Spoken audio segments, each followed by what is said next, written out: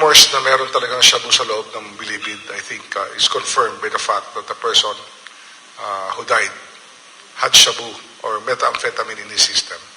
I think it's a very important finding that was not present in the first report.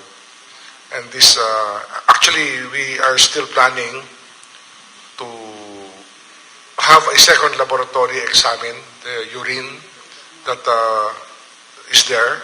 Kasi marami naman siya. I think that the exam for drugs or for reactions sa urine did not exhaust all the possible material that we can have examined by a second laboratory in case Dr. Fortune wants to search for more clues in the urine. And we're willing to do that, and we will just look for the laboratory that can process it. Secretary, follow-up lang po. Yung binanggit po ninyo na in custody yung 7 na maaaring makatulong dun sa investigation, sila ba yung magtuturo doon sa mastermind or isa sa kanila yung posibleng mastermind? Ano to no? Di ba? We have the Percy Lapid case and the June Villamor case. Nag-intersect yung dalawa because June Villamor was an alleged co-conspirator in the death of Percy Lapid. But because June Villamor died also, then it's another case in itself. I think that we should not forget that we're not talking about a single person dying, but 2 persons dying. And yung mahalaga lang sa 7 na in custody ngayon is that they can validate that June Villamor was actually killed.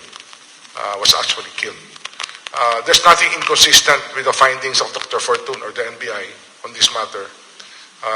I believe, no? Wala naman, no inconsistency, because not being apparent doesn't mean it didn't happen. I think we should be clear about that.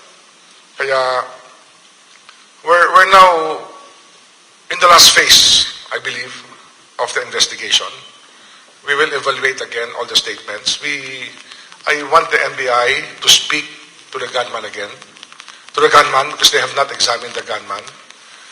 The alleged gunman or the confessed gunman, and the other person in custody in the PNP Custodial Center. And we intend to do this in the next few days so that we can complete the story that we have to stitch together to know what really happened. No? We can operate on the basis of the statement made by the confessed gunman, but I think that there are other questions that we have to ask about this matter. Of course, we're awaiting the report of the Anti-Money Laundering Council on the bank account. There are other factors we're trying to get in to the front so that we can examine them. But this case is almost over. I mean, the investigation is almost over. It's a matter of filing the cases and probably being able to identify masterminds in this case. We are saying masterminds because in the plural because we are drawing out 2 persons of interest as masterminds, but we cannot say their names now because we have to determine everything, and we do not want to violate any rights of anybody. We're just here to make sure that we conduct everything in accordance with law.